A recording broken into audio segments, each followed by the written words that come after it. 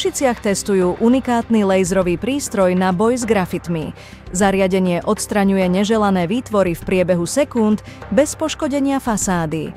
Staré mesto chce túto technológiu zaviesť natrvalo, hoci stojí až 60 000 eur.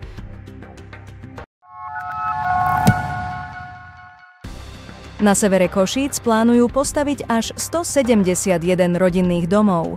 Projekt Arméria ráta s vlastnými záhradami, detskými ihriskami, cyklotrasami a tisíckou parkovacích miest.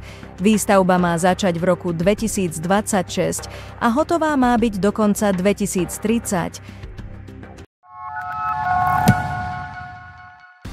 Na Zemplíne plánujú 17 obrovských veterných turbín, ktoré môžu zmeniť život vinárom v Tokajskej oblasti.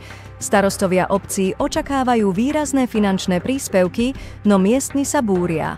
Obávajú sa hluku a zmeny mikroklímy vinohradov.